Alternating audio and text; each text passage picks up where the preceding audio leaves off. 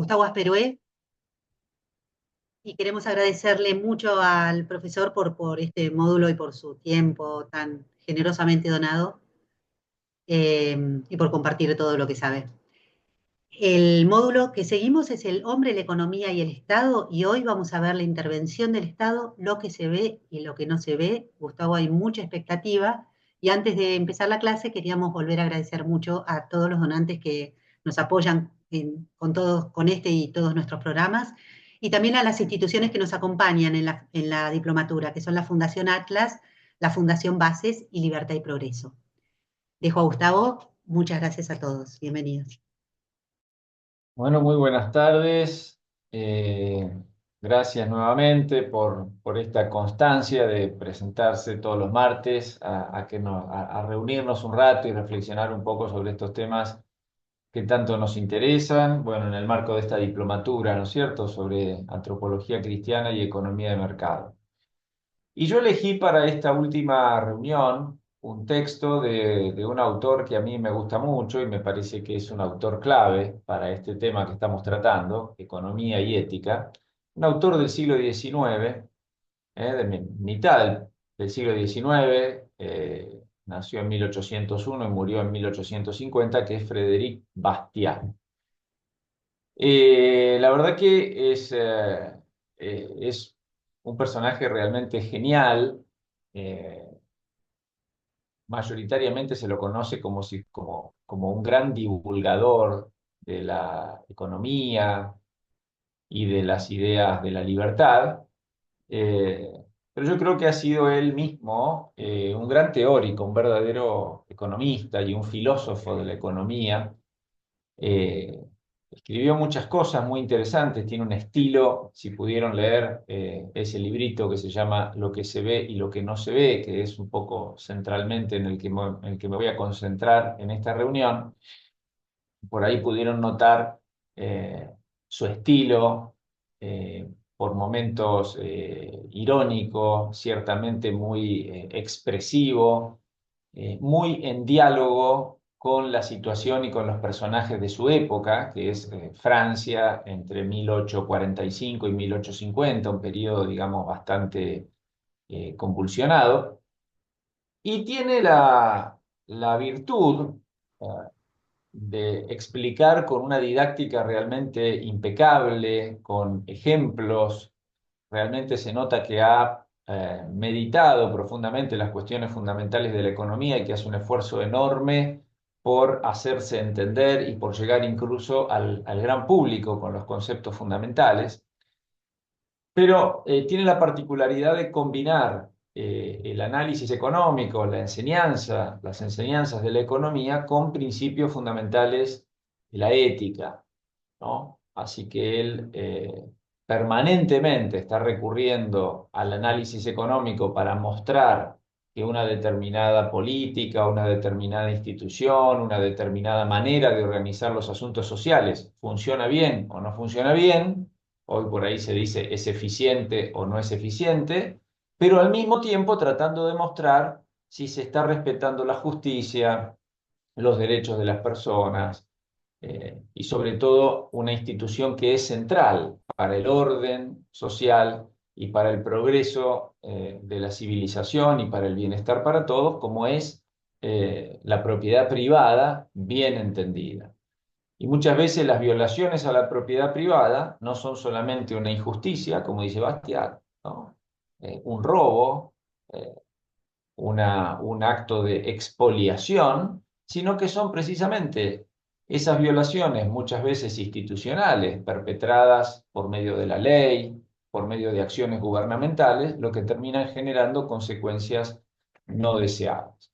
Hoy vamos a ver entonces un librito, las ideas que aparecen en este librito, que me parece que son es realmente extraordinario por su claridad, ha sido muy ponderado por muchísima gente, entre otros el Premio Nobel de Economía Friedrich von Hayek, ¿no es cierto?, que ha hecho un prólogo muy elogioso de este texto de Bastiat, lo que se ve y lo que no se ve. Y además ha tenido sus continuadores. Bueno, esto les comento brevemente. Yo no me voy a detener en esto, pero hay un famoso libro que se llama La economía en una lección, escrito por un economista y periodista norteamericano llamado Henry Hazlitt. La economía en una lección es un libro del año 46, el original está en inglés, pero bueno, ha sido traducido y no es difícil encontrarlo gratuitamente, el PDF en Internet, que lo que hace Hazlitt es ni más ni menos que actualizar casi un siglo después el texto de Bastiat. Y él lo dice explícitamente. Bueno, este libro de Henry Hazlitt, Economics in One Lesson, fue realmente un éxito de ventas, ¿no es cierto? Y sigue siendo conocido hasta el día de hoy. Así que fíjense lo fecunda que es la idea que trató de expresar Bastiat en este librito que él tituló así, Lo que se ve y lo que no se ve, que fue actualizado. Y todavía hay otro intento, intento no, intento concretado de actualización de las ideas de Bastiat y de Hazlitt eh, por un escritor norteamericano llamado Gary North. Esto es más o menos del año 2015, así que esto es bastante más reciente, que lo llamó Gary North eh, Christian Economics in One Lesson, ¿no? En lugar de la economía en una lección, como Henry Hazlitt, le puso la economía cristiana en una lección.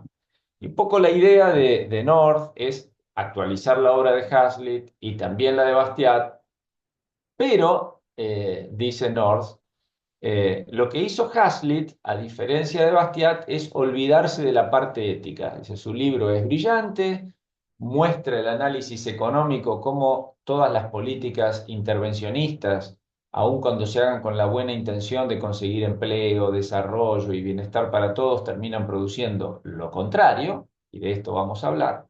Pero se olvida Hazlitt, lamentablemente, de la dimensión moral, de cómo en el fondo todas esas políticas económicamente fallidas son también moralmente objetables, porque todas esas políticas violan el mandamiento no robarás. Es decir, se trata siempre de una violación del derecho de propiedad, bien entendido, que bueno, muchas veces se tolera porque parece que la propiedad no es tan importante si el objetivo que tenemos por delante es mejorar la situación de los desocupados, los pobres o los más débiles de la sociedad.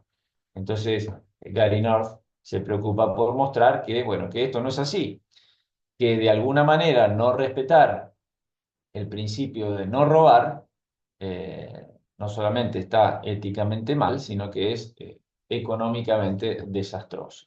Bueno, hecha toda esta introducción, simplemente para decirles que Bastiat realmente es un autor que ha vivido poco, no ha llegado a los 50 años, y toda su gran obra, que es bastante prolífica, la desarrolló en los últimos 4 o 5 años de su vida, no mucho más. Durante todo el resto, décadas anteriores, sí tuvo una vida en la cual, entre otras cosas, pudo dedicarse a estudiar estas cosas y a meditarlas profundamente hasta que las circunstancias lo llevaron a la arena pública eh, para tratar de defender estos principios de una sociedad libre, justa y próspera en la Francia de su tiempo. Bien, ahora sí vamos a compartir pantalla para, para hablar un poco de este tema de Basta. Bueno, a ver, me fui para cualquier lado. Ahora sí. Entonces, la intervención del Estado, lo que se ve y lo que no se ve. Hasta acá vinimos hablando, si hacemos un brevísimo repaso de los encuentros anteriores, donde tratamos de, al principio, tratar de ver qué relación puede tener la teoría económica con la ética o la moral, a partir de ese artículo del padre Sadowski, donde veíamos, bueno, yo puedo tener muy buena intención y puedo querer beneficiar a las personas débiles, a los pobres, pero la economía, bien entendida, me muestra los límites de la acción humana y que yo puedo querer hacer algo para lograr un objetivo loable, pero resulta que hay consecuencias no intentadas de la acción. Yo no quise hacer daño, no quise producir desempleo, perjudicar a los inquilinos, ni dejar a la gente sin comida, ni empobrecer a la sociedad, pero eso es lo que resulta como consecuencia no intentada de muchas políticas públicas. Vimos en el segundo encuentro, tratamos de entender un poco qué es esto del mercado, muchas veces caricaturizado, ¿no es cierto? Y mal entendido, como un ámbito casi salvaje, cuando el mercado, si hay algo a lo que se opone el mercado, es a la ley de la selva, ¿no es cierto? Como a veces se dice, bueno, el mercado no puede ser la ley de la selva, es que por definición el mercado es civilización. Al contrario a la ley de la selva, donde gana el más fuerte, el más bruto, el más grandote. Por definición, el mercado es Estado de Derecho, eh, respeto por la vida y la propiedad, acuerdos libres y voluntarios, contractuales. Así que identificar la dinámica del mercado con la ley de la selva es no haber entendido nada. Un poco ahí seguimos a mises mostrando que el mercado es un proceso de cooperación social, no exento de problemas ni de dificultades, ni mucho menos se trata de una situación de perfección ni nada que se le parezca, pero la verdad es que es una institución que permite la cooperación social, donde si rige verdaderamente la economía de mercado, mandamos los consumidores y los productores tenemos que hacer algo que los consumidores aprecien, valoren y quieran comprar, y no podemos beneficiarnos a expensas de la voluntad del consumidor imponiéndole una carga o un costo que él no quiere comprar. Pero por eso muchas veces se intenta eludir al mercado y se busca la protección estatal, la ventaja, el privilegio, etc. Nos dedicamos la vez pasada a ver un poco este tema delicado del trabajo y los salarios, como poniendo un foco en un aspecto, porque una de las cosas que se dice de la economía de mercado es, bueno, sí, muy bien el mercado, la competencia, la productividad, pero en un sistema de libre competencia, bueno, el más fuerte se come al más débil, los ricos se hacen más ricos, los pobres se hacen más pobres, los asalariados viven cada vez peor y eh, cada tanto encima se quedan sin trabajo. Es decir, como si la economía de mercado por su propia dinámica generara, en primer lugar, salarios miserables y en segundo lugar, gente sobrante, desempleo. Y por lo tanto se intenta corregir eso. El Estado tiene que corregirlo, tiene que intervenir, tiene que imponer regulaciones y leyes laborales, tiene que alentar la intervención por la fuerza y a veces violenta del sindicato para que se imponga a la fuerza de negociación que tendrían los empresarios, etcétera. Tratamos de ver eso la vez que viene. Y ahora vamos a profundizar en esta idea de que Bastiat tituló así Lo que se ve y lo que no se ve, ¿no? Un texto del año 1850. Bueno, ¿a qué se refiere esto de lo que se ve y lo que no se ve? Dice él que en economía todo acto, podemos pensar en toda política económica, toda acción de algún agente económico, no tiene un único efecto, sino múltiples. Y uno es el efecto visible, dice él, que es inmediato y fácil de identificar. Pero después hay efectos no visibles, porque no son intentados y a menudo son ignorados. Si ustedes recuerdan, en el primer artículo que comentamos, el del padre Sadowski, cuando él pone el ejemplo de los alquileres, ¿no? Y dice, bueno, si pensamos, si alguien está a favor del control de alquileres, o sea, de controlar los precios de los alquileres para favorecer a los inquilinos, y otra persona está en contra por el mismo motivo, porque quiere favorecer a los inquilinos, parece a primera vista una cosa rara. ¿Qué le conviene a los inquilinos? ¿Que el gobierno controle los precios de los alquileres para que los propietarios no abusen o que el gobierno deje que el mercado se acomode libremente? Vamos a poner el caso de querer controlar el precio de los alquileres para ilustrar esto que dice Bastiat. ¿Cuál sería el efecto visible e inmediato? Bueno, si sale una ley que dice, señores, se prohíbe aumentar el alquiler y los precios deben bajar el 20% y bueno. y tantas otras cosas que podemos hacer con la intención inmediata de beneficiar a los inquilinos. ¿Qué es lo que se ve?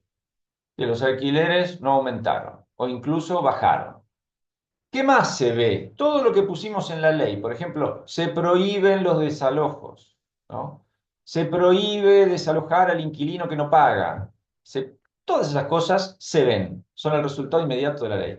¿Cuáles son los efectos no visibles? Que uno no los intenta, pero suceden porque los seres humanos no perdemos nuestra naturaleza, por más que las leyes intenten algún objetivo a contramano de la lógica económica. Bueno, como explicaba el padre Sadowski, finalmente va a resultar, por un proceso en el que bueno, no nos vamos a meter ahora en detalle, pero lo que va a resultar a mediano plazo es que va a haber menos oferta de vivienda para alquilar. Por lo tanto, los inquilinos van a estar peor. Menos oferta de viviendas, a precio más caro, más allá de que las que ya están alquiladas, se les aplica la ley, parece que algún sector de la sociedad obtuvo un beneficio, pero a expensas de otro sector de la sociedad al que se le complica la vida mucho más que antes. El efecto no visible. Y dice Bastiat que la diferencia entre un mal economista y un buen economista es precisamente esta. ¿Qué hace un mal economista? Solo atiende al efecto inmediato producido por una medida de gobierno, una política económica, un acto, una acción en particular. En cambio, el buen economista prevé lo que no se ve. Ilustra esta idea con un cuento, digamos, muy didáctico y genial que está en el primer capítulo de este libro que se titula El cristal roto, ¿no? Y esto, miren, si leyeron todo el librito mejor, si no lo pueden leer, pero lean por lo menos esto, porque acá está la lección. Este libro se llama Lo que se ve y lo que no se ve, y Bastiat permanentemente en cada uno de los temas va pasando por lo que se ve y lo que no se ve, lo que se ve y lo que no se ve. Pero por algo Henry Hazlitt, del que les hablé hace un ratito, en 1946, tratando de actualizar a los tiempos modernos estas ideas de Bastiat, le puso a su libro La economía en una lección. Porque en el fondo la lección es una sola, que después la aplicamos a un montón de temas, y es lo que vamos a hacer en la reunión de hoy. Por eso en el fondo hay una sola cosa para decir. Y esa cosa para decir está en este primer cuento, primer capítulo, que es un cuentito, eh, que Bastiat dice, bueno, supongamos que está Juan Buenhombre, que tiene la desgracia de que un chico mediante un piedrazo, arrojando una piedra, le rompe una ventana, rompe el vidrio de una ventana, ¿no? Entonces el hombre, por supuesto, como nos pasaría a cualquiera de nosotros, nos enojamos, nos ponemos nerviosos, salimos a la calle a ver quién fue el gracioso que me rompió la ventana, ¿no es cierto? Si fue jugando, peor si lo hizo a propósito. Y dice Bastián, bueno, seguramente en medio de esta situación y del enojo del dueño de la casa y de la ventana, no faltará algún buen vecino que le diga, que comente lo siguiente, ¿no?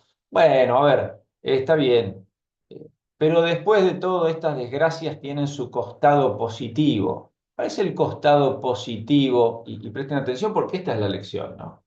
¿Tiene algún costado positivo que le hayan roto el vidrio al pobre Juan Buenhombre? Sí, dice algún vecino. Y bueno, que gracias a estas desgracias, bueno, me salió ahí como un juego de palabras, ¿no? Pero hay trabajo. O sea, ahora hay trabajo para el cristalero. Estas desgracias, después de todo, mueven la economía. Entendemos que esté enojado el pobre señor, pero a ver, ahora va a llamar al cristalero, el vidriero va a tomar las medidas, va a hacer su trabajo, cobrará el dinero correspondiente por haber repuesto la ventana a su lugar, y ahora con lo que ganó con su trabajo de vidriero podrá comprar otras cosas. Por ejemplo, va a la carnicería, le compra al carnicero o se compra una remera. Bueno, los ejemplos los pongo yo, ¿no es cierto? Y al final, dice Bastián, alguno va a terminar creyendo que este chico que rompió la ventana al final es un benefactor de la sociedad. O sea, empezamos reaccionando, enojándonos porque nos rompieron un vidrio, pero si lo pensamos bien, después de todo, no solamente no hizo, digamos, un mal, o sí, bueno, en algún sentido, pero terminó, desde el punto de vista de la economía de esa sociedad, terminó siendo algo beneficioso.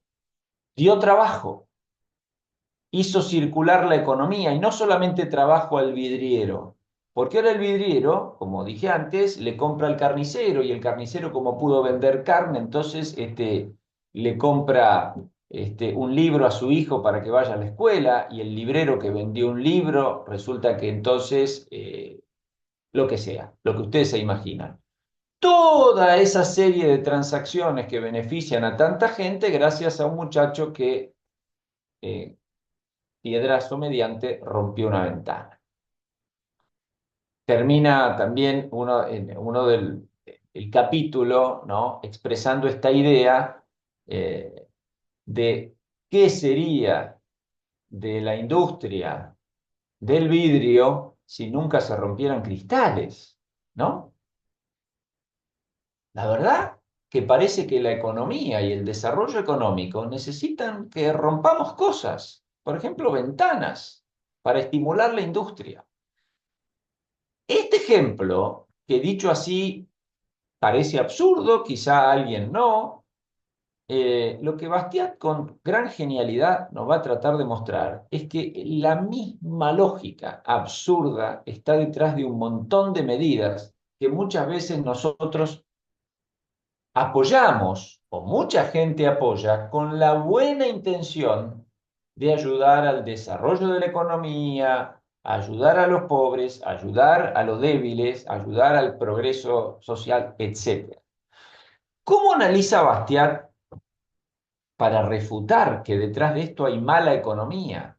Que creer que la destrucción es causa de prosperidad es un absurdo. Dice, miren, si ustedes lo que me quieren decir es que porque se rompió un vidrio, el vidriero tiene más trabajo, está fuera de discusión. Claro que sí.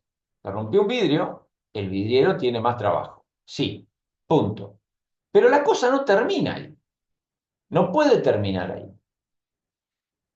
Eh, Acá, en esta situación, eso es lo que se ve, ¿no? Pero ¿qué es lo que no se ve?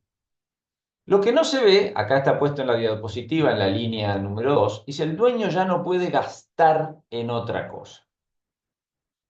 La persona que tuvo que gastar su dinero en reponer una ventana que ya tenía, ahora no puede utilizar ese dinero, por ejemplo, para comprarse un traje.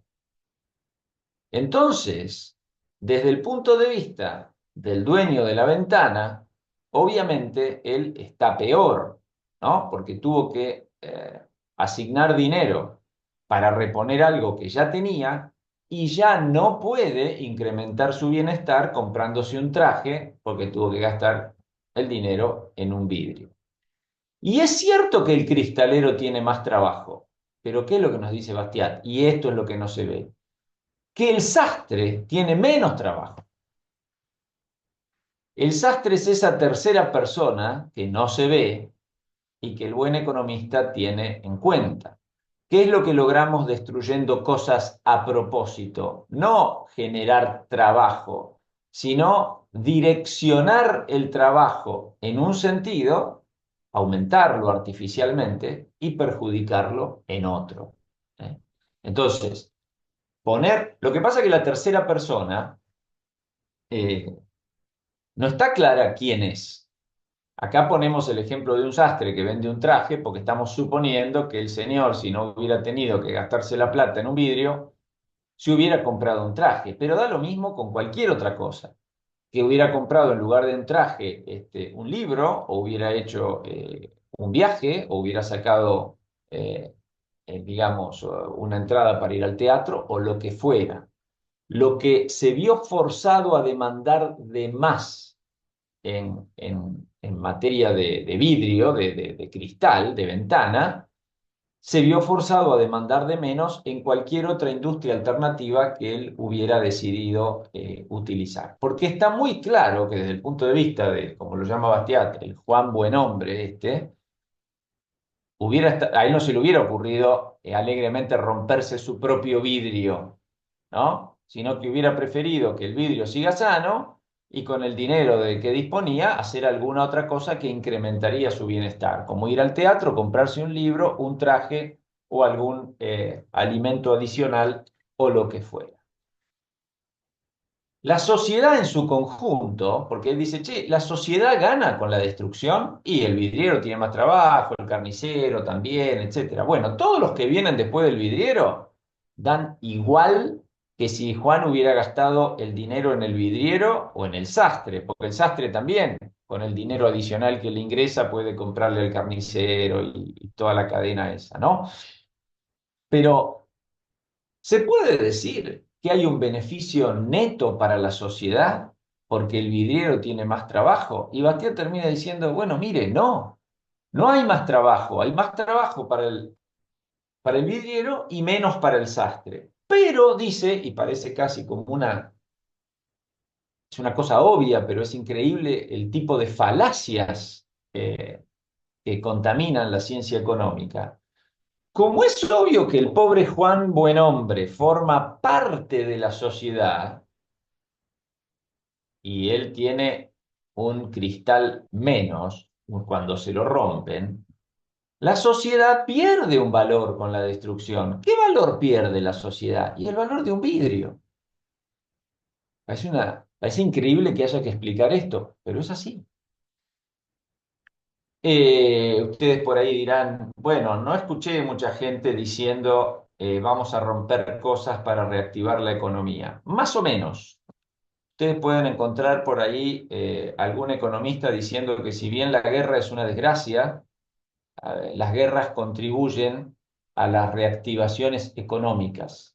Y el argumento es ese. Uy, mirá, después de la destrucción de la guerra, mirá toda la demanda de trabajo que va a haber, ¿no? Es como si en vez de romper una ventana, ese vecino que se acercó y dijo, bueno, después de todas estas desgracias tienen algo positivo, hubiera continuado en su razonamiento y dijera, che, hagamos algo por la sociedad, salgamos a romper ventanas y puertas y todo tipo de cosas. Así la economía, así va a haber más trabajo y la economía va a ser más próspera para todos.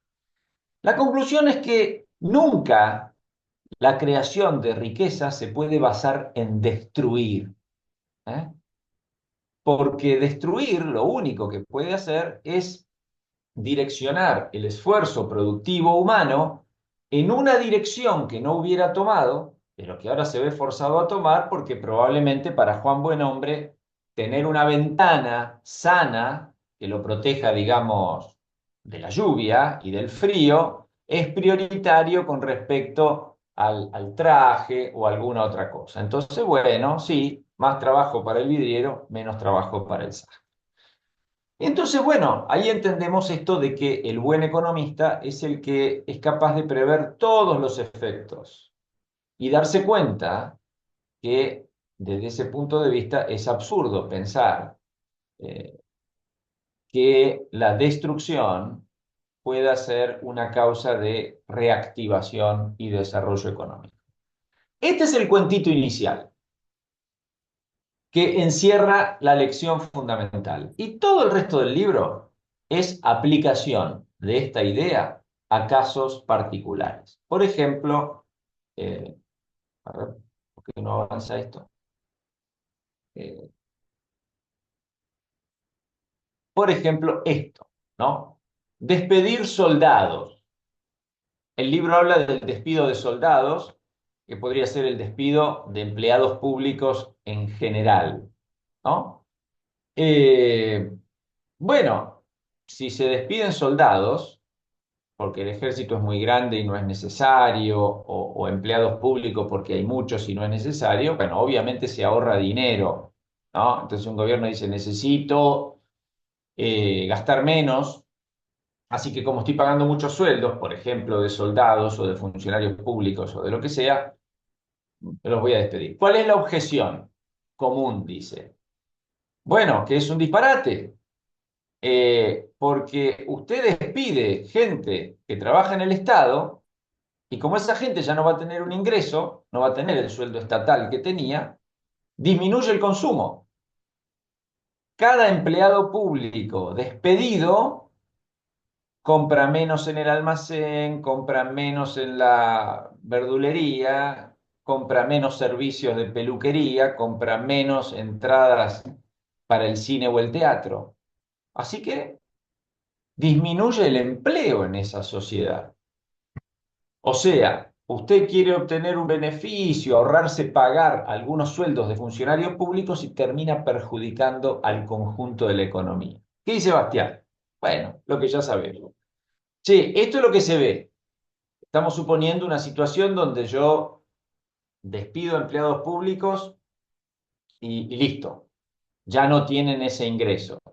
En los países modernos, en general, el despido y sobre todo el despido de funcionarios públicos viene de la mano de una indemnización que implica que, bueno, tienen dinero para seguir gastando, al menos por un tiempo, se supone, tratando de ayudarlos a que puedan conseguir otro empleo. Pero vamos a suponer el ejemplo, ¿no? De que efectivamente hay un sector de la población que cobraba un sueldo del Estado y ahora ya no lo va a cobrar más. La objeción común es, toda esa gente va a consumir menos.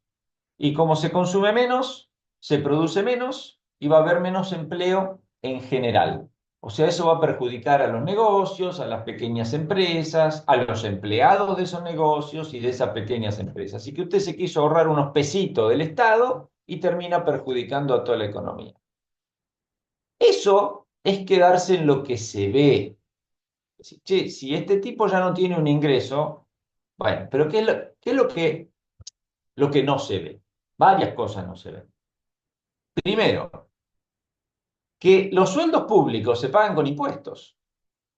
Entonces, si el Estado gasta menos, tendrá que cobrar menos impuestos y por lo tanto el contribuyente dispondrá de más dinero en su bolsillo para utilizarlo de manera productiva y demandar otro tipo de empleo, ¿no? Claro, si la recaudación tributaria del Estado cae en proporción al gasto, a la caída del gasto por el ahorro de personal, bueno, esos fondos quedan en los bolsillos de los contribuyentes que algo harán con eso. Supongamos el despido de soldados, seguramente no van a contratar soldados, pero por ahí van a contratar, no sé, algún pintor para que le arregle su casa, o por ahí van a contratar a alguien que les enseñe, qué sé yo, a tocar el piano, o van a comprar algún tipo de alimento que no consumían, o renovar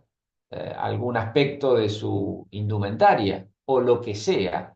Todo eso implica demandar servicios, demandar trabajo, claro, no es demandar servicios de soldados o de empleados públicos, pero lo que pasa es que la gente va a gastar en lo que realmente le interesa.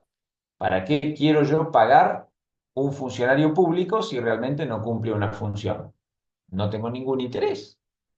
Y entonces, por otra parte, como esto es así, los empleados públicos que quedan en disponibilidad pueden dedicarse a cosas que realmente sean útiles. ¿Y cuáles son las cosas que realmente son útiles? Bueno, ya hemos visto, en la economía de mercado, el soberano es el consumidor. Entonces, si con mayor dinero en su bolsillo el consumidor demanda otro tipo de servicios, el esfuerzo humano, el trabajo, tendrá que estar orientado en esas direcciones, ¿no? Bueno, eso con respecto al despido, entonces, de funcionarios públicos, en este caso, en el ejemplo del libro, se habla de los soldados, ¿no? Bueno, los impuestos. Por supuesto que Bastiat va a criticar el exceso de impuestos.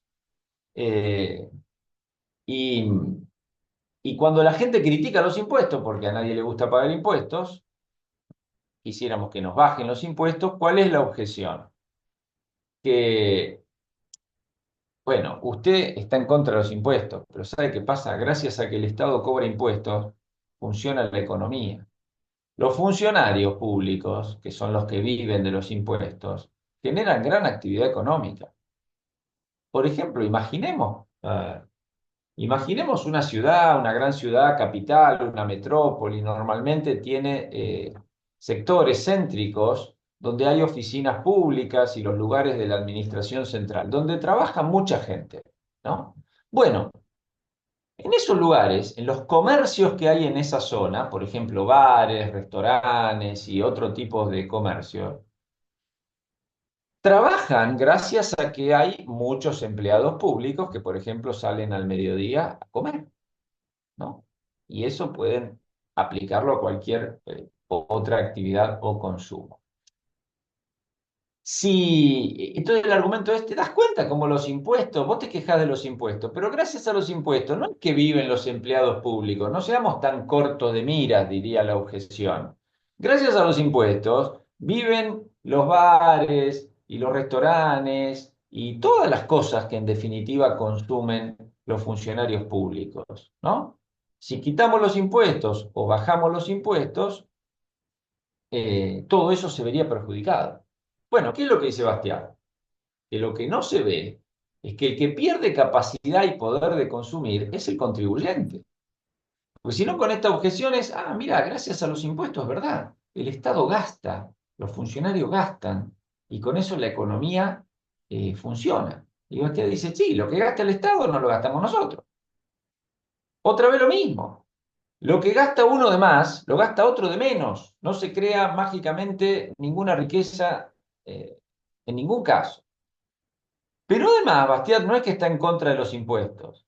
Dice, solamente se justifican si estamos pagando a gente que nos prestan un servicio útil. Él de lo que está en contra es de la justificación del impuesto por sí mismo, ¿no? Como por ejemplo el Estado subsidia, no sé, a estudiantes, artistas, a jubilados, a gente linda, gente fea, lo que sea, los subsidia con impuestos. Total, al que protesta le dice, pero señor, toda esa gente al final consume lo que usted hace. Usted, por ejemplo, es un fabricante de zapatos y se queja de los impuestos, pero no se da cuenta que sus zapatos lo están comprando, por ejemplo, todos estos artistas que reciben subsidio del Estado. Le sacamos el subsidio. ¿Y usted quién le vende zapatos? Esta es la objeción. Y Bastián dice, a ver, eh, no es estar en contra del impuesto, es estar en contra de pagarle a alguien por no ofrecer nada útil, apreciado por la sociedad. Es lo que dice la última línea de la diapositiva. Se trataría de un gasto sin retorno. El público paga y el funcionario recibe un salario, pero sin ofrecer a la sociedad nada realmente útil. Aquí en la Argentina, a los empleados públicos que cobran un sueldo del Estado, pero que no hacen nada, o lo que hacen no se justifica de ninguna manera, se los llama ñoquis. Ñoquis porque, bueno, hay una tradición en los 29 de cada mes, o sea, cerca de fin de mes, de comer ñoquis, esta pasta tan rica, ¿no?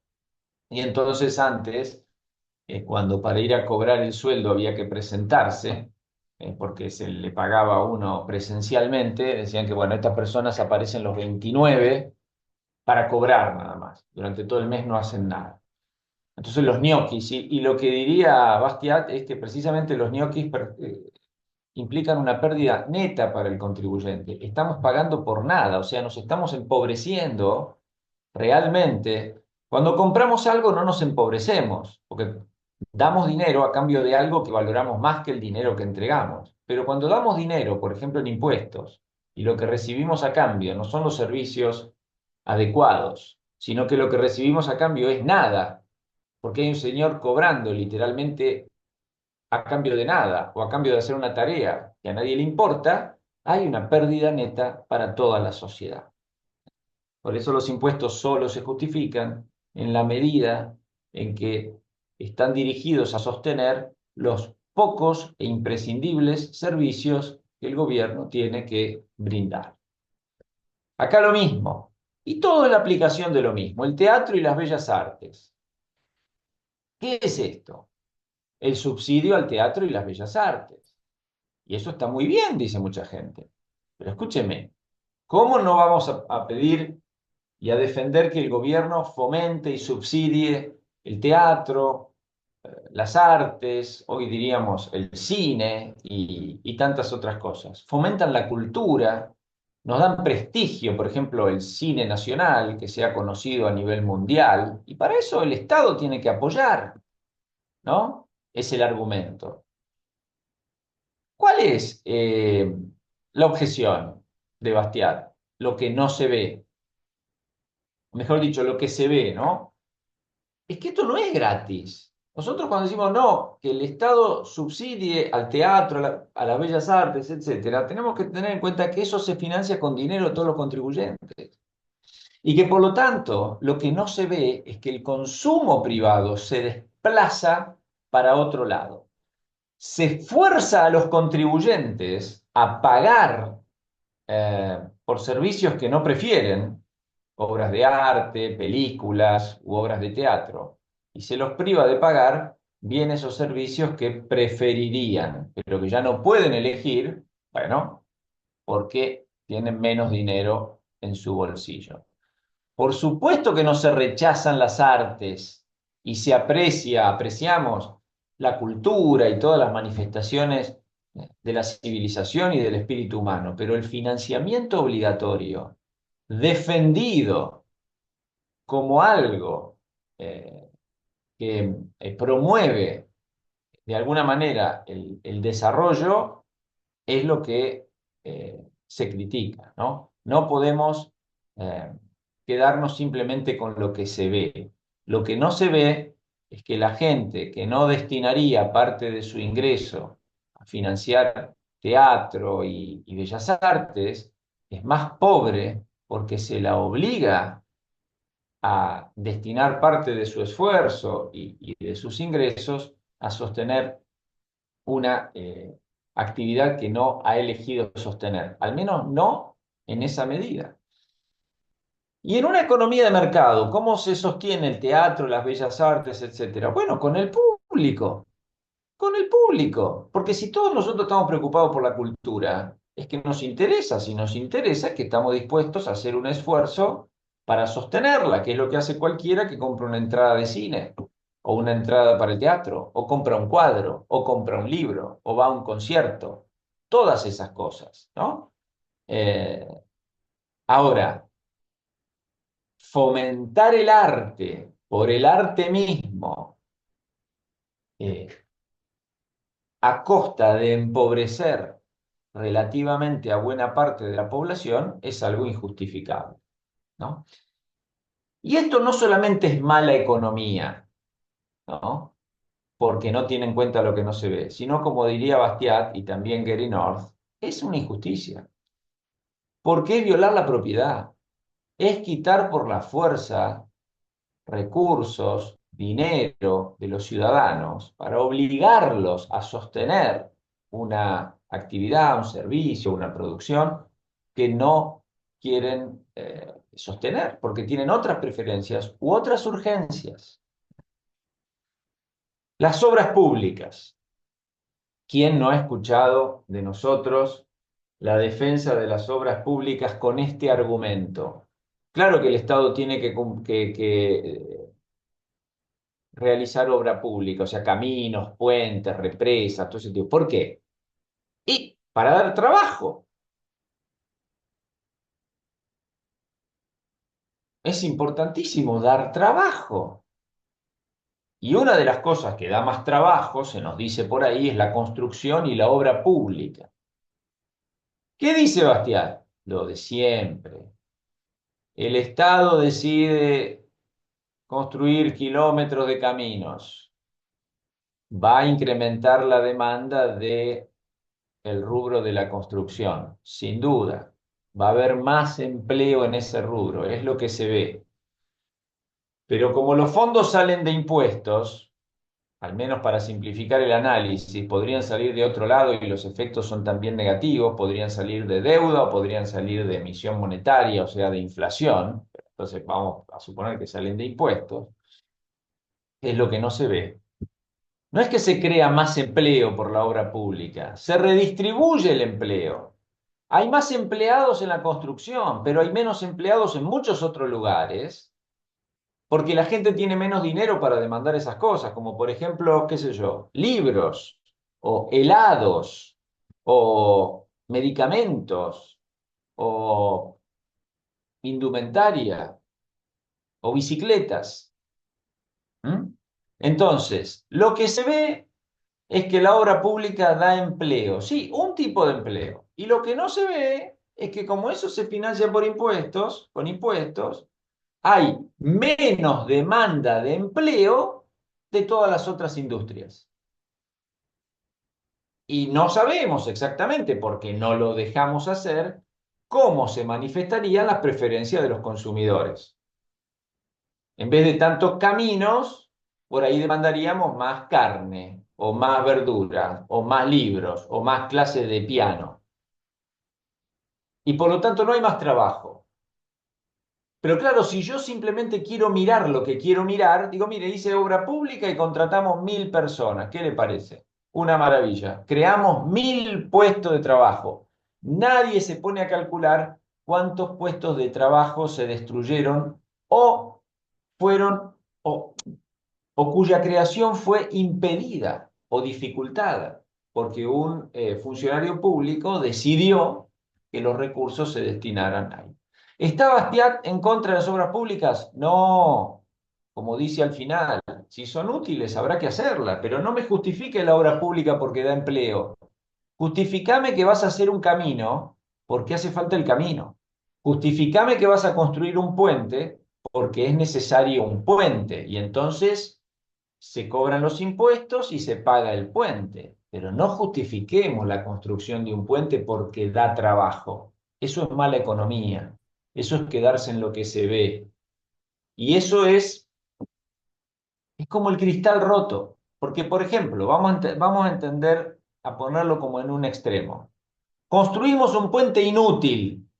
No necesitamos el puente, pero lo vamos a construir. ¿Para qué? Para dar trabajo. Bueno, es como romper ventanas para reactivar la economía.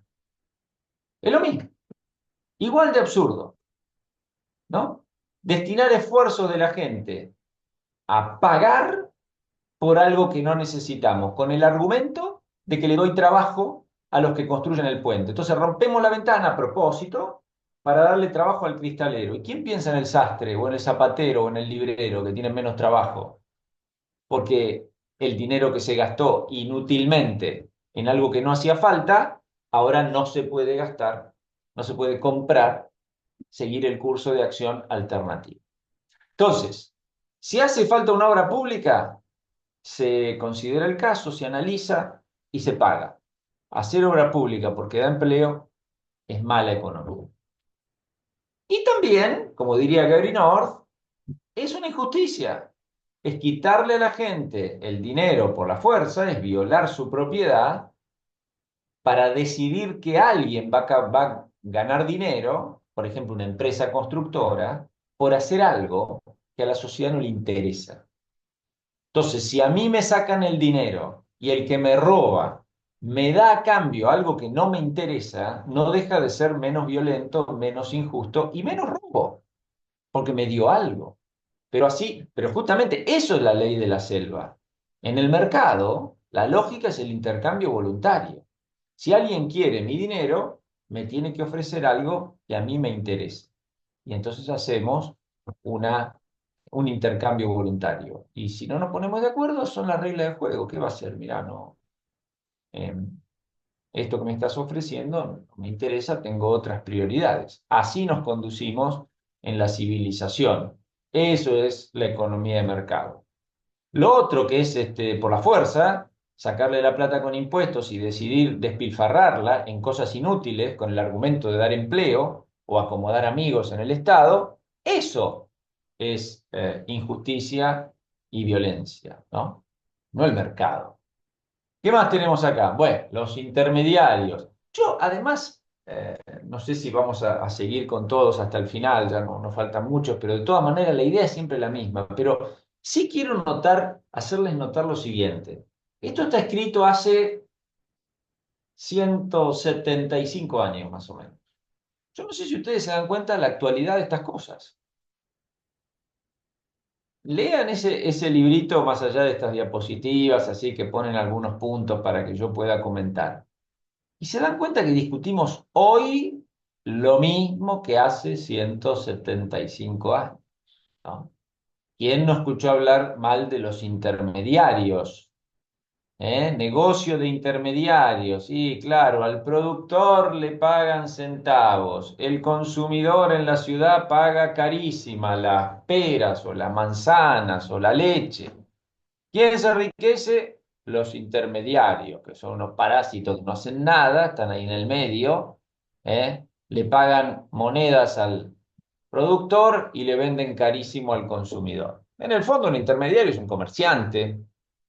eh, y Bastiat en esa época criticaba, discutía mucho con los distintos representantes del socialismo de su época, ¿no? Que era un movimiento muy fuerte. Y así que el comercio es una actividad parasitaria. ¿Cuántas veces hemos escuchado utilizar en Argentina, seguro, ¿no? La palabra comerciante como casi como un insulto. Ah, fulano es un comerciante. Entendemos lo que quiere decir, por ahí quiere decir, no sé, que abusa o que le gusta demasiado el dinero o que no es solidario, fenomenal. Pero es muy sintomático que comerciante se pueda utilizar casi como insulto. Y es esta visión, ¿no? Bueno, acá hay gente ganando dinero sin hacer nada útil, ¿no?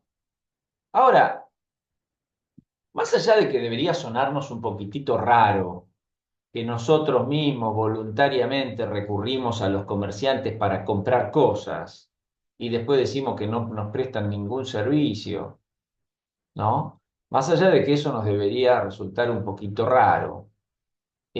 Bueno, Bastiat se ocupa de aclararlo, ¿no? Obviamente prestan servicios logísticos, financieros, nos hacen ahorrar tiempo, riesgos, recursos. Y si los suprimimos a los intermediarios, estaríamos peor. Eso es lo que no se ve, ¿no? Y a veces escucho, muchas veces se escucha en la Argentina, yo no tengo acá los precios exactos, ¿no? Pero dice, bueno, este, un productor de, pongamos, cualquier cosa, naranja, le pagan el cajón 1 peso allá en su campo, en su chacra, y resulta que el cajón se vende en una verdulería de un barrio de Buenos Aires en 100 pesos.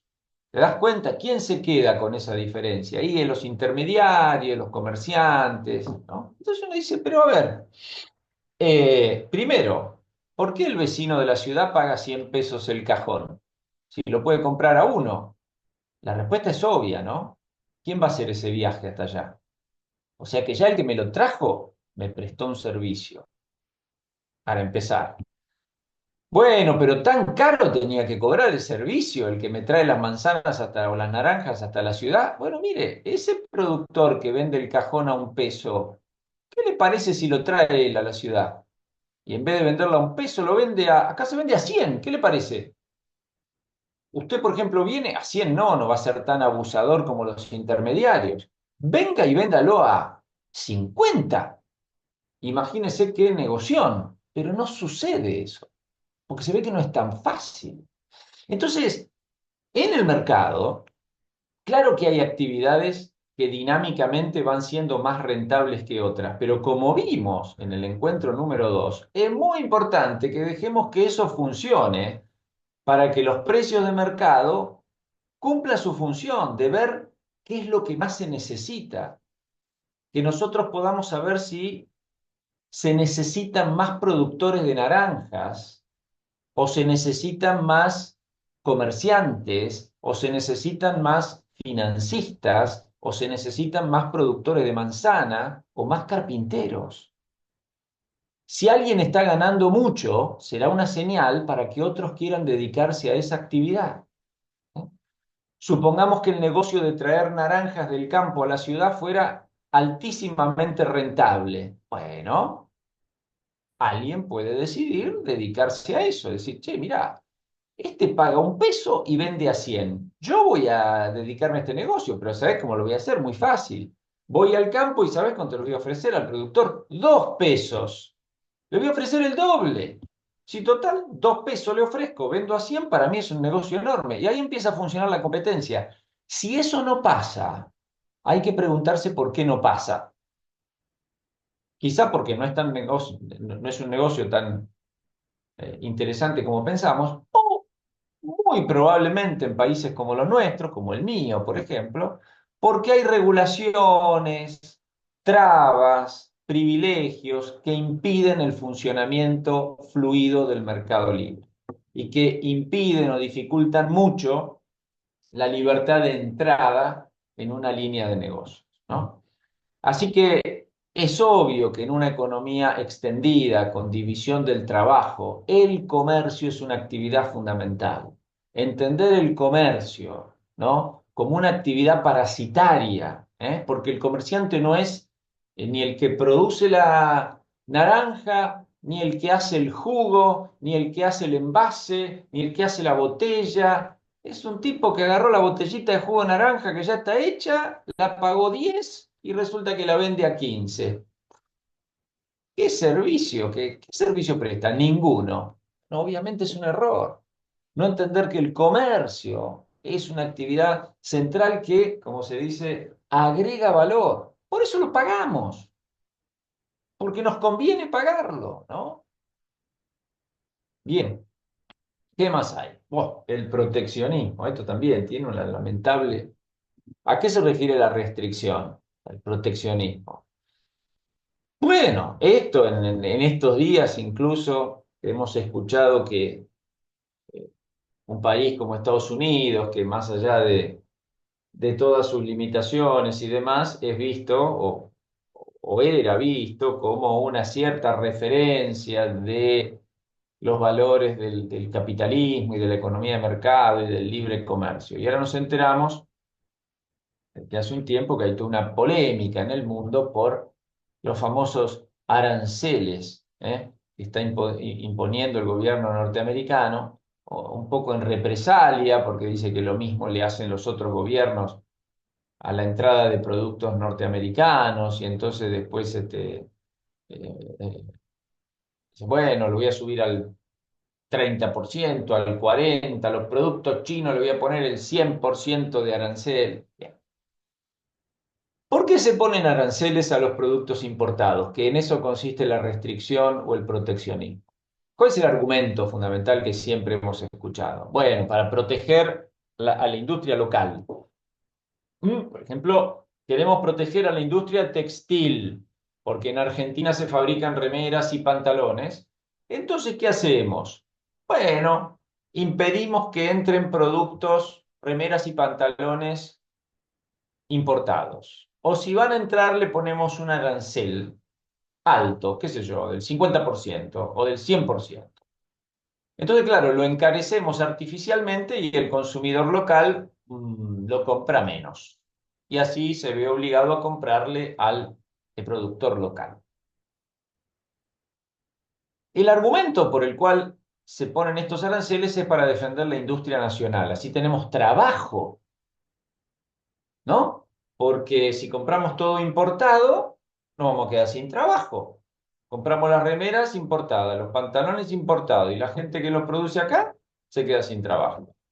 Compramos las frutas y las verduras importadas, el que produce acá se queda sin trabajo. Así que hay que impedirlo eso. El gobierno tiene que impedir con medidas proteccionistas. Bueno, ¿qué es lo que dice Bastián? Bueno, lo que se ve, efectivamente, con medidas proteccionistas, el productor local gana. El que fabrica remeras y pantalones en nuestro país gana más de lo que ganaría en un mercado libre. Vende más remeras y pantalones y por lo tanto produce más remeras y pantalones porque el consumidor local no le queda más remedio que comprarle a él. Eso es lo que se ve. ¿Y qué es lo que no se ve? Que el consumidor pierde, porque el consumidor se ve obligado a gastar 10 en remeras y pantalones, cuando podría gastar 6 y los 4 restantes gastarlos en otra cosa. Entonces, lo que no se ve del proteccionismo es que gracias al proteccionismo el productor local es más rico y todos los consumidores somos más pobres. El productor local de la industria protegida es más rico y los consumidores de esa industria somos todos más pobres. Hay menor consumo y menor bienestar general, ¿no? Porque fíjense que si yo, eh, el tema de los precios también funciona un poco así, ¿no? Uno podría decir, che, ¿cuánto tengo que trabajar para comprarme un pantalón? Y si el pantalón vale 10, tengo que trabajar 5 días. Pero si el pantalón vale 5, bueno, con 2 días y un poquito más me compré un pantalón. Soy más rico, aunque gano lo mismo. ¿Por qué soy más rico? Porque las cosas son más baratas. ¿El proteccionismo qué hace? Encarece los productos con respecto a los que los consumidores podríamos obtener y por lo tanto se fomenta un trabajo artificial en una industria ineficiente, ¿no? Eh, y se castiga, porque siempre que beneficiamos a una industria ineficiente, estamos castigando a la que es eficiente. Claro, ¿no? Es así. Y con respecto a esta idea de que si compráramos todo importado, nos quedaríamos todos sin trabajo, bueno, basta pensarlo 30 segundos para darse cuenta que esto es imposible, ¿no? Porque comprar y vender siempre son actos de intercambio.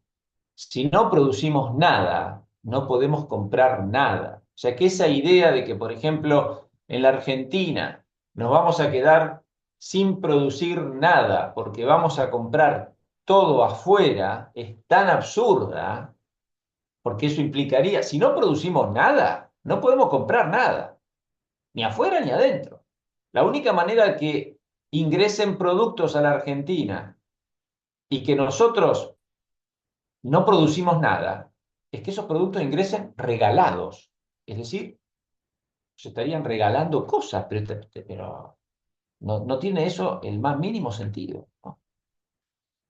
Bien, las máquinas. Bueno, ahora lo de las máquinas, vamos a terminar acá y me prefiero abrir eh, digamos, el tiempo de preguntas. Pero este último comentario, lo demás ustedes, los invito a leer a Bastiat, este librito, otro que es una obra magistral que se llama La Ley, por ejemplo, que habla de esto, de cómo la ley se ha pervertido, porque se utiliza la ley, se utiliza el gobierno en lugar de defender la justicia para cometer injusticias, para hacer que uno pueda vivir a expensas de los demás, con privilegios, con impuestos excesivos, con subsidios, y él muestra el costado inmoral del intervencionismo. Y este librito muestra el costado económico, digamos, cómo detrás de estas medidas hay además mala economía, mal análisis económico. Bueno, lo de las máquinas. La guerra contra las máquinas viene de los inicios de la revolución industrial, ¿no? Y porque la gente decía, che, esto nos deja sin trabajo. Esto ha seguido, este discurso de alguna manera se sostiene hasta nuestros días, a pesar de que, fíjense, ¿no? A ver, pensemos un poquitito esto. Las máquinas nos van a dejar sin trabajo. En el año 1800 había en el mundo aproximadamente 1.000 millones de habitantes. 1.000 millones. Hoy creo que andamos alrededor de 8.000 millones. Más o menos, la población en 200 y pico de años se multiplicó por 8. La tecnología y las máquinas que habían en 1800 comparado con las actuales son directamente un chiste. Si fuera cierto que la tecnología nos deja sin trabajo, es absolutamente inexplicable que hoy la humanidad sea 8 veces más grande que hace 200 años y donde la mayoría está trabajando, porque necesita hacerlo, ¿eh? Así que hay que replantearse esta historia de que la tecnología nos deja sin trabajo. Hoy habría que agregar lo de la inteligencia artificial, ¿no? Día por medio podemos leer en la prensa un artículo, bueno, cuáles son los trabajos que van a desaparecer. ¿Es cierto que desaparecen actividades? Claro que sí, en eso consiste el progreso, en que no haga falta que los seres humanos hagamos una cosa y nos podamos liberar para hacer otra. Claro que sí.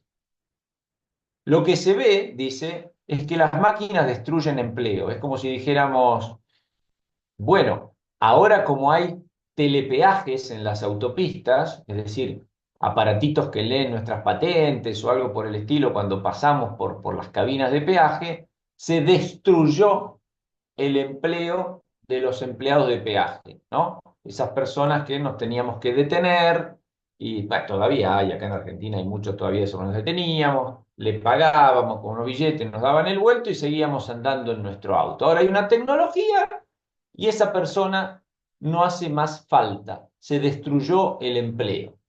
A ver, eso es lo que se ve, pero ¿qué es lo que no se ve?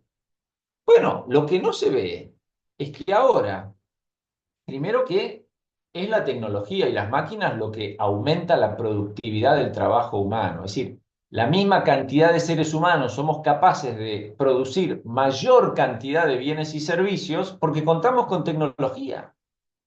En eso consiste el progreso, en volvernos más productivos. Como vimos en el texto de la reunión anterior, ¿cómo crecen los salarios? Y con inversión, aumentando la productividad del trabajo gracias al ahorro y la inversión. Entonces, eh, esos ahorros que se reinvierten generan nuevos trabajos, es decir, el capital demanda trabajo. Claro, no el trabajo de un empleado de cabina de peaje, pero es mejor que no haga falta que un ser humano se dedique a eso, porque puede dedicarse a otra cosa que antes no se podía hacer.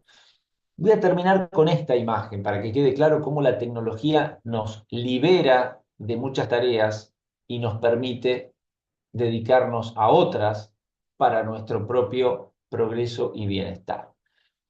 Cuando la actividad agropecuaria era muy poco productiva, es decir, la producción de cereales, la cría de animales y todo eso, era muy poco productiva hace algunos siglos, la mayor parte de la población vivía en el campo. Muchísima gente trabajaba en la actividad rural, porque era necesaria para producir alimentos para toda la población. Hoy por hoy, comparado con lo que pasaba hace 200 o 300 años, la actividad agropecuaria, sobre todo en algunos países, como Argentina en este caso, donde nos destacamos, se ha vuelto extraordinariamente productiva y relativamente muy poquita gente es necesaria para producir alimentos para millones de seres humanos. Pero eso hace posible, eso ha liberado a millones de seres humanos que no tienen que dedicarse a cultivar la tierra, porque ya no hace falta, a hacer mil otras cosas que han hecho posible ni más ni menos que el mundo y la civilización moderna, con todos sus adelantos, ¿no? Y con eh, el impacto positivo en la calidad de vida, reflejado, por ejemplo, en el aumento de la expectativa de vida, ¿no es cierto? Que durante toda la historia de la humanidad estuvo por debajo de 40 años y hoy está tranquilamente por encima de los 70. ¿Eh? Así que es cierto que las transiciones pueden ser difíciles para una persona o grupo de personas en particular que toda su vida se entrenaron para una actividad y van viendo cómo ese servicio va siendo cada vez demandado. Por eso lo importante es que el mercado sea lo suficientemente abierto y lo suficientemente libre y que los emprendedores y la gente con ideas y con creatividad tenga el campo abierto para inventar y descubrir nuevas cosas, nuevas actividades y nuevos servicios para demandar el trabajo de esas personas que ya eh, no hace falta que se dediquen a una actividad que hoy es reemplazada en buena medida por una máquina, ¿no? El progreso tecnológico beneficia a toda la sociedad, ¿no? Aunque las transiciones de una profesión o de un tipo de trabajo a otro puedan ser dificultosas en algunos casos. Y más dificultosas son, ¿saben dónde? Donde la economía está más regulada, más cerrada, es más rígida. ¿Por qué?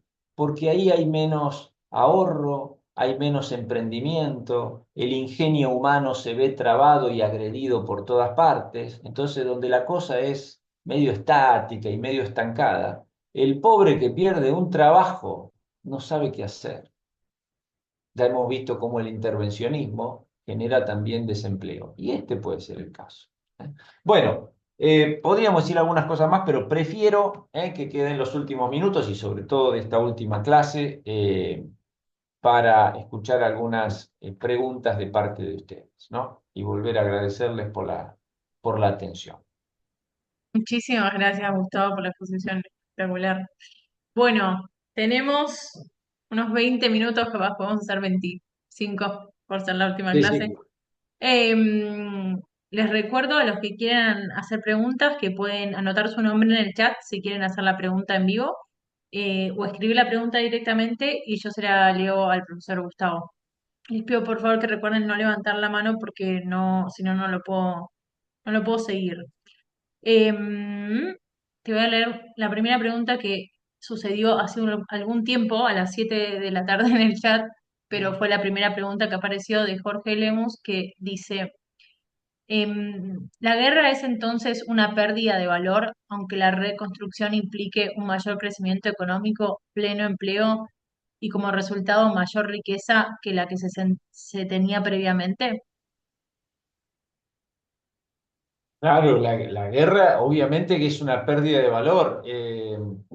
Si nosotros, fíjate todo lo que estás suponiendo en la pregunta, ¿no? O sea, hay que reconstruir, por lo tanto va a haber pleno empleo y va a haber más riqueza que la que había antes.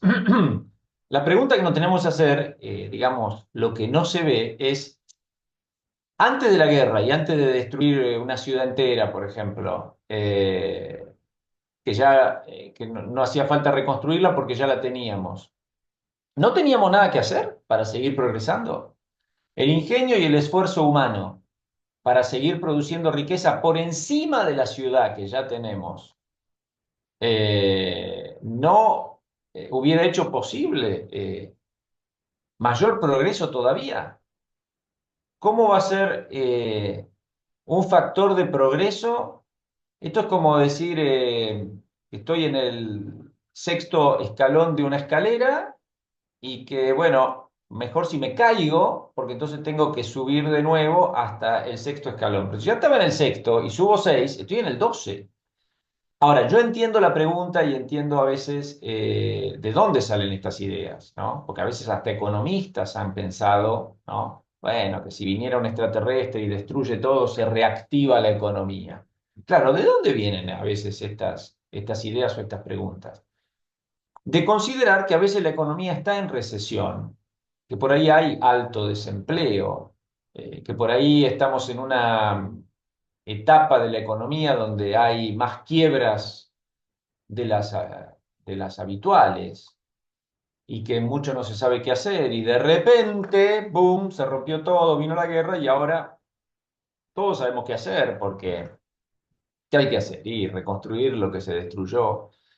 Ahora, esa situación anterior de recesión, de quiebra, de desempleo, no es una situación natural que hay que remediarla con una guerra. Seguramente es una situación que resulta del intervencionismo estatal que distorsiona y entorpece la coordinación, entorpece este sistema de cooperación social que es el mercado. ¿Por qué hay desempleo? Bueno, ¿qué pasa con los costos laborales? ¿Qué pasa con la inversión, con el ahorro? ¿Cómo está jugando la política económica del gobierno eh, de cara a poder analizar esa situación? Entonces, realmente en una situación donde hay orden económico, hay seguridad jurídica, las personas son libres para seguir sus proyectos de vida y para seguir sus cursos de acción. Mejor tener una ciudad ya hecha porque podemos hacer muchas otras cosas. Y es absurdo pensar que ojalá nos tiren abajo todos los edificios, así tenemos trabajo para reconstruirlo. Y después de un esfuerzo enorme, terminamos dentro de 5 años como estábamos hace 5 años. No, no puede ser eso nunca causa de progreso real. Aunque reitero, la pregunta se origina muchas veces de situaciones de recesión, desempleo, crisis económica, pero ahí tenemos que preguntarnos por la causa. ¿Cuál es la causa de todo eso? ¿Y cómo se arregla? ¿Rompiendo todo? ¿O la causa de todo eso es una política intervencionista que dificulta la coordinación entre los seres humanos? Y que por lo tanto lo que hay que hacer es liberar la creatividad humana, liberar eh, el mercado para facilitar la coordinación y la cooperación social y que sea más fácil para cada uno de nosotros encontrar un lugar en este sistema de cooperación social que se llama economía de mercado. Muchas gracias, Gustavo. Te leo una siguiente pregunta, dice Luisa Lures de Guatemala, dice, lo ideal será ganar, ganar y no sumar, suma cero, ¿verdad, profesor? No. Bueno, sí, claro, pero en general nosotros podemos decir que es lo habitual en una interacción libre y voluntaria, en un intercambio, ambas partes ganan, o al menos lo hacen por la expectativa de ganar. Ya sabemos que nos podemos equivocar. Por ejemplo, si voy a una bicicletería a comprar una bicicleta, ¿quién ganó? ¿El bicicletero o yo? El bicicletero, por supuesto que está claro que ganó, porque él en su contabilidad va a poner que vendió una bicicleta al precio que esperaba venderla y que le implica una ganancia. Así que está claro que el bicicletero ganó y si vende muchas bicicletas decimos, uy, cuánta plata que está ganando el bicicletero. Pero los que compramos bicicleta, ¿ganamos o no ganamos? Claro que ganamos. Estamos mejor que antes. Si no, no compraríamos la bicicleta. Si prefiriéramos quedarnos con el dinero que tenemos en lugar de la bicicleta, sencillamente no la compraríamos. Esto es tan obvio, ¿no es cierto?, que un intercambio voluntario implica, al menos ex ante, es decir, desde el punto de vista de la expectativa, una mejora para ambas partes. Y en eso consiste el comercio. Ahora, me puedo equivocar, ¿eh? Por ejemplo, a la semana me arrepiento de comprar la bicicleta. Y porque no es lo que yo creía, me pareció que bueno, que yo todas las semanas iba a dar una vuelta, resulta que no, me equivoqué. Entonces, ¿qué? Perdí, yo perdí, el bicicletero ganó, y yo perdí, bueno, me equivoqué. No puedo decir, al momento de comprarla, y esto es lo que vale, esa transacción significó para mí una ganancia. Y si me equivoqué, porque resulta que yo pensaba que la bicicleta me iba a hacer feliz y al final no, bueno, aprenderé la próxima vez, tendré un poco más de atención, eh, pensaré un poquitito más antes de hacer un gasto importante, no seré tan impulsivo, etcétera. Los seres humanos somos falibles, nos podemos equivocar. Pero en principio, en la economía de mercado, las ganancias, o sea, la ganancia de uno no es la pérdida de otro. En una economía de mercado, la ganancia de una empresa es la otra cara de un servicio prestado que le mejoró la vida a otro a juicio de ese otro. ¿Eh?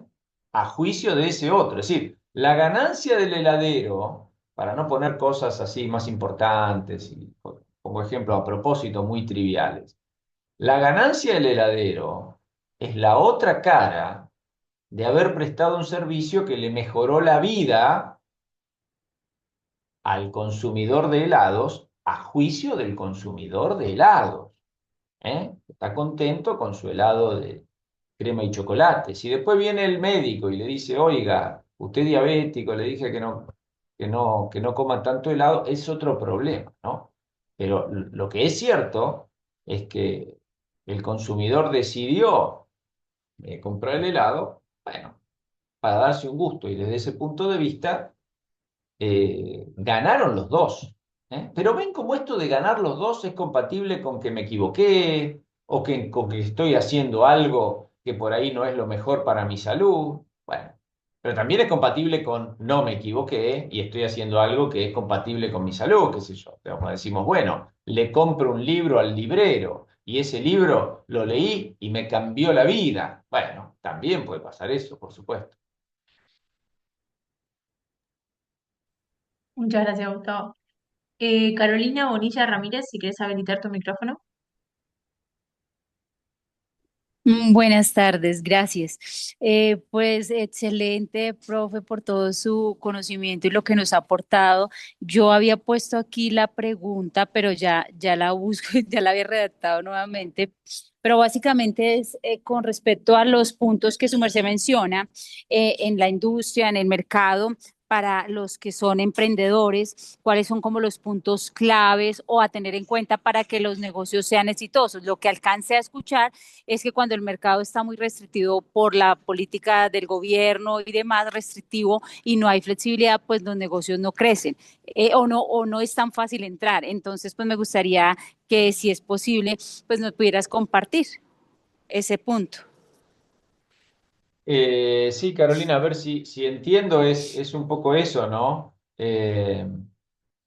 A ver, nosotros, la economía depende de la iniciativa humana, ¿no es cierto? El desarrollo, el progreso, depende de la acción humana, de la iniciativa humana. Ahora, ¿qué es lo que decimos? Que hay condiciones institucionales y también culturales que favorecen la interacción pacífica entre las personas y que podamos producir entre todos un resultado satisfactorio, ¿cierto? Progreso, civilización, desarrollo para todos. Bueno, ¿cuáles son esas condiciones que favorecen? Bueno, obviamente que haya orden, que haya paz, que se respete la vida de todos, la propiedad, la libertad, que el criterio de la interacción humana sea el criterio, digamos, de lo voluntario y lo pacífico, la asociación libre. En ese contexto están dadas las condiciones para estimular la creatividad humana, la iniciativa. ¿Por qué? Porque tendemos a darnos cuenta de que vale la pena, ¿no? Que me puedo esforzar o que voy a agudizar mi ingenio para hacer algo y que me entusiasma y que creo que puede ir muy bien y que si me va bien, el resultado, lo que gane, para hablar en términos económicos, va a ser para mí, para mi familia, para que yo pueda disponer. En cambio, pensemos que no están dadas esas condiciones, que no hay seguridad jurídica, que vivimos en el medio de una guerra civil, o que no hay guerra civil, pero bueno, no hay seguridad, nos pueden robar, o la estafa está a la orden del día, o el gobierno cambia todo el tiempo las reglas de juego, y dice, bueno, mañana voy a poner un impuesto nuevo, después dice, bueno, la semana que viene voy a prohibir tal importación y la otra semana voy a congelar los depósitos que están en las instituciones financieras. Todo eso nos paraliza, nos pone a la defensiva, nos lleva a ser más cortoplacistas, porque yo no voy a hacer un proyecto a futuro pensando a varios años para adelante en un contexto institucional, político y cultural como el que acabo de describir. ¿Se dan cuenta? Ahora, es una combinación, ¿no es cierto?, entre estas condiciones institucionales que favorecen que los seres humanos podamos cooperar pacíficamente y luego, bueno, las cualidades, las capacidades y las virtudes personales. Después, los talentos son distintos, por supuesto. No todos vamos a ser emprendedores y no todos vamos a ser tan exitosos, pero el tema es que ser exitoso no es que ganó en una economía, en verdaderamente una economía de mercado, no es que ganó solamente él, nos hizo ganar a todos. O no, es exitoso y mejoró la vida de muchos otros. Está perfecto, ¿no? Y si somos menos exitosos, o no tan exitosos, o más o menos, no es para tener vergüenza ni nada, hicimos lo que pudimos, cooperamos con los demás, de lo cual tenemos que estar orgullosos, y nos beneficiamos de el ingenio, el ahorro, la inversión y el emprendimiento de tantos otros que han desarrollado sus proyectos. Hay que empezar a entenderla con... Pero si no dejamos funcionar la economía de mercado y generamos privilegios, generamos ganadores y perdedores artificiales, bueno, todo eso lamentablemente se empieza a dañar. Muchas gracias, Gustavo. Te leo una pregunta de Reddy Risco Ramos en el chat. Pero en los casos de monopolios naturales, Perdón, estoy sin miedo. En los casos de monopolios naturales, servicios de distribución eléctrica, por ejemplo, o en casos de desastre donde algunos podrían aprovecharse de la necesidad de la gente, es necesaria una mínima regulación, ¿no? Bueno, el tema del monopolio creo que algo habíamos mencionado en algún encuentro anterior. Hay temas que son un poco más complicados, ¿no? ¿Qué es un monopolio natural o qué no lo es? Incluso en la teoría económica no hay acuerdo acerca de a qué llamar monopolio.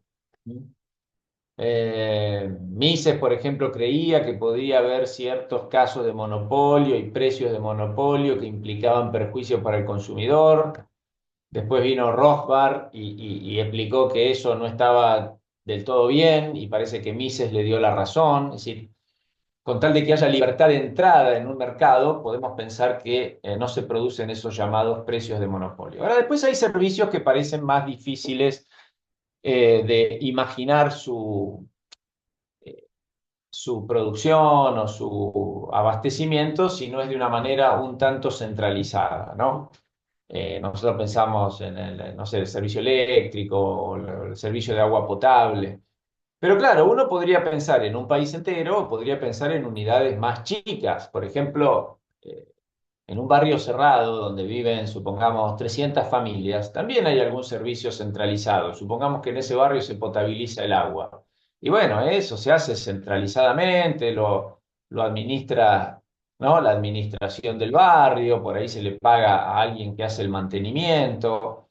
Eso, ¿no? Ahora, distinto es que a propósito uno quiera ofrecer un servicio centralizado para una cantidad enorme de gente, cuando eso podría al menos descentralizarse en unidades más pequeñas y permitir, si bien no funcionar exactamente un mercado donde cualquiera, por ejemplo, compre la electricidad que quiera, porque por ahí técnicamente no se puede, sí al menos unidades más pequeñas donde los usuarios puedan ejercer un cierto control más cercano de aquel que tiene esa especie de monopolio. Ahora, el otro tema, el tema de las necesidades ante catástrofes naturales y demás. Primero hay que tener en cuenta que si nos preocupa en el caso de las catástrofes ayudar a la gente, bueno, siempre vamos a poder ayudar. No está prohibido ayudar. Pero en general, en vez de ver cómo ayudamos, tal vez se nos ocurre mirar cómo criticamos a los que no ayudan como supuestamente nosotros lo haríamos. En el caso de una catástrofe, hay productos que desaparecen rápidamente, ¿no? Porque la gente, no sé, se corta la luz y enseguida desaparecen, no sé, las velas y los reflectores y la linterna. Ahora, ¿qué pasa naturalmente por ahí en una situación así con los precios? Y los precios de las velas van a ser más caros en ese pueblo donde se cortó la luz. Y lo de la linterna también, y qué sé yo, y incluso eh, si los precios por ahí se ponen carísimos, por ahí hasta se consigue alguna vela todavía, ¿no? Hasta que lleguen más velas, porque los fabricantes de velas, un poco por solidaridad, pero incluso por negocio, van a decir, che, llévalas allá, que las están vendiendo a 10, porque la gente se quedó sin luz. Y cuando ese pueblo se inunde de velas, porque ahí se están vendiendo más caras, bueno, los precios van a terminar bajando, pero ¿por qué van a bajar? Porque aumentó la oferta. Y está muy bueno que así sea, porque toda esa pobre gente necesitaba muchas velas. Ahora, ¿saben qué pasa al principio? Que no había vela para todos. Resulta que había la centésima parte de las velas necesarias. Entonces nosotros creemos que el tema del apagón se puede solucionar si el almacenero o el vendedor de velas las regala, por ejemplo, o las vende al mismo precio que estaban antes. Y se le acaban a los 3 segundos y se acaba y listo. Y lo primero que llegar, tienen vela y no hay más vela para nadie. Y lo peor es que si la regla es, che, como hay un apagón, las velas no se venden, se regalan, y bueno, estamos en un problema. ¿Qué hacen los fabricantes de velas? Cuyo negocio es hacer velas. Y ahora se necesita que se produzcan más velas porque hubo un apagón. Claro, si alguien las paga, por ejemplo el gobierno, dice, bueno, vamos a hacer una cosa. vamos a regalarles velas a toda esta gente. Bueno, en lugar de que lo pague la gente, lo pague el gobierno, que ya sabemos que es otra manera de que lo pague la gente, ¿no? Aunque hacérselo pagar al que no quisiera pagar velas. Eh, pero si no, hay que tener cuidado de que no dañemos el proceso que con más urgencia necesitamos cuando las velas son escasas. ¿Qué es lo que más urgentemente necesitamos cuando las velas son escasas? Que aumente la producción de velas. Eso necesitamos, ¿no? Más importante que regalar velas es que aumente la producción de velas. Entonces, no sea cosa que por, de nuevo, la solidaridad personal podemos hacer toda la que uno quiera. Yo tenía una vela en mi casa, la única que tengo, y ¿saben qué voy a hacer? Se la voy a regalar a una pobre señora anciana que está peor que yo. Maravilloso, no pasa nada, no hay ningún problema con eso. Ahora, el tema es que yo quiera organizar toda la sociedad, es decir, se prohíbe aumentar la vela. La vela tiene que costar igual que la semana pasada. Muy bien, hacé lo que quieras, pero hacete esta pregunta, porque se necesitan más velas, ¿eh? Y las velas no llueven, hay que producirlas. Hacete esta pregunta. Con todas las medidas que estás tomando, que brotan de tu buen corazón, ¿la producción de velas va a aumentar o no? Porque al final del día lo que necesitamos son más velas. Excelente, Gustavo. Bueno, vamos a ver cómo, te leo una pregunta más y vemos cómo venimos de tiempo a ver si podemos llegar a Bueno, hacer bueno, alguna más. Paula Donnelly sí. pregunta, ¿cómo ves posible la capacitación educativa escolar en países subdesarrollados como Argentina para que los jóvenes que hoy tienen entre 15 y 20 años puedan conseguir empleo en los próximos años? ¿Qué tiene que hacer el sistema educativo escolar para poder insertarse en el libre mercado? Bueno, yo no es que voy a poder dar una respuesta completa a semejante pregunta, pero a ver si se me entiende bien. Todos entendemos que es muy importante a esta altura de la civilización desarrollar ciertas habilidades que no por básicas son obvias o están suficientemente extendidas, ¿no es cierto? Como tener pensamiento crítico y analítico, saber leer bien, escribir, comprender un texto, matemática básica, cultura básica, saber de qué tipo de sociedad formamos parte, etcétera.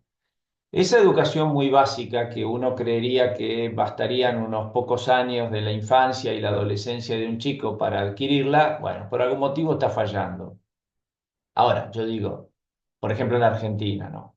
No le echemos la culpa al mercado libre, ni al capitalismo salvaje, ni nada, porque la educación está a cargo de gobiernos, ministerios de educación, programas educativos, especialistas en educación, que todo el tiempo están implementando políticas para mejorar la educación. Así que yo no digo por qué fracasa, pero lo que sí señalo es que estamos en un sistema de no libertad educativa, entendiendo por libertad educativa que cada uno haga lo que quiera, enseñar, aprender, ponerse una escuela, un instituto, etcétera. ¿No?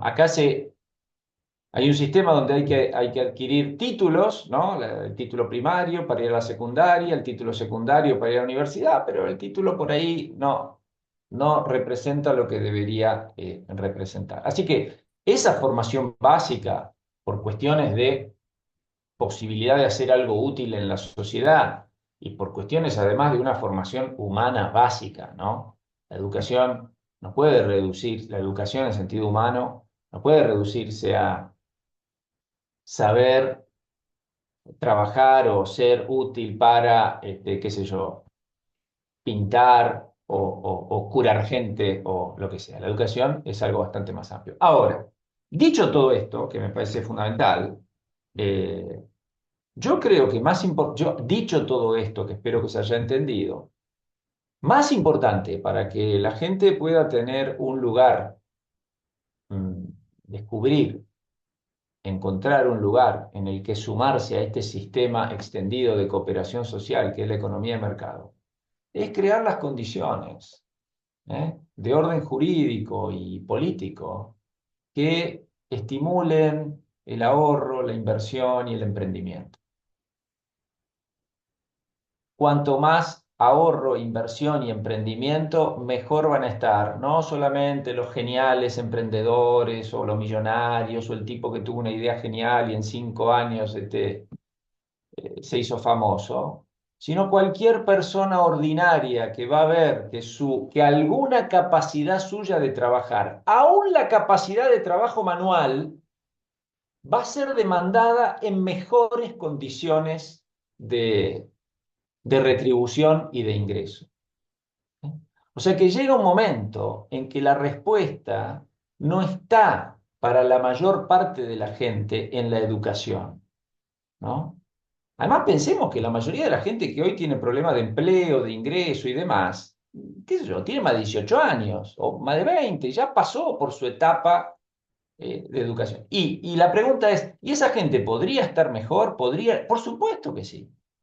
En un contexto económico donde se viera estimulada simplemente por la vigencia de la vigencia del Estado de Derecho, del respeto por la propiedad, de un gobierno que no nos agobia con impuestos, regulaciones y privilegios, simplemente por estimular el emprendimiento, porque a la gente tuviera la sensación de que vale la pena esforzarse acá, vale la pena ahorrar, vale la pena pensar en un futuro. Ese emprendedor, si es exitoso, no se salva solo, como se dice ahora. Inevitablemente asocia a otros. Y además, si es exitoso, como ya vimos antes, es porque ha encontrado la manera de ofrecer algo que le mejora la vida a los demás, ¿no? Entonces, sí, la educación, pero ojo, ¿no? Que son fundamentalmente importantes las condiciones que hacen posible un ámbito, digamos, que crea condiciones que estimulan a que, así como estamos, con la educación que tenemos, más o menos, y que siempre la podemos mejorar, eh, podamos, no, que nuestro esfuerzo valga la pena, ¿no? Y que tengamos más chances de lograr nuestros objetivos. Excelente, Gustavo, muchísimas gracias. Bueno, vamos a cerrar porque ya son las 8:10 casi, así Bueno.